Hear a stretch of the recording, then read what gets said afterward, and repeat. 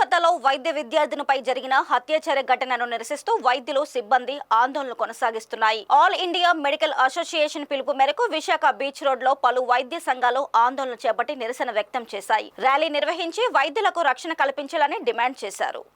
ఈ సందర్భంగా వైద్యులు డాక్టర్ చైతన్య, డాక్టర్ ప్రసాద్ నాయుడు మాట్లాడుతూ మనుషుల ప్రాణాలు కాపాడుతున్న వైద్యులకు రక్షణ లేకపోవడం దారుణమని ఆవేదన వ్యక్తం చేశారు. మహిళల రక్షణకు ప్రత్యేక చట్టాలు రూపొందించాలని, కార్యాలయాల వద్ద ప్రత్యేక ప్రొటెక్షన్ ఏర్పాటు చేయాలని డిమాండ్ చేశారు. కోల్కతా వైద్యురాలపై దాడి ఘటనపై సమగ్ర దర్యాప్తు చేపట్టి బాధితులను కఠినంగా శిక్షించాలని కేంద్ర రాష్ట్ర ప్రభుత్వాలకు విజ్ఞప్తి చేశారు. భారతదేశంలో డాక్టర్కి సెక్యూరిటీ కావాలా? ఇవాళ సెక్యూరిటీ లేదు డాక్టర్స్కి.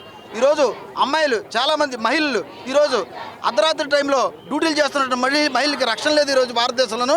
ఇటువంటిది ఇమీడియట్గా రాష్ట్ర ముఖ్యమంత్రి చంద్రబాబు నాయుడు గారు కూడా ఆయన ప్రత్యేకమైన చొరవ తీసుకొని ప్రధానమంత్రి గారితో మాట్లాడాలని మన ముఖ్యమంత్రి గారికి కూడా మేము చంద్రబాబు నాయుడు గారు కూడా విజ్ఞప్తి చేస్తున్నాం. వర్క్ ప్లేస్లోనే సేఫ్టీ లేకపోతే అమ్మాయిలకి ఇంకెక్కడ సేఫ్టీ ఉందని అనుకోవాలండి. ఈసారి ఏం చెప్తారండి? ఏం బట్టలు వేసుకుంది? యాప్రన్ వేసుకుంది. బయట తిరుగుతుందా? కాదు, వర్క్ ప్లేస్లో ఉంది. మరి ఈసారి ఏం చెప్తారు అమ్మాయి గురించి?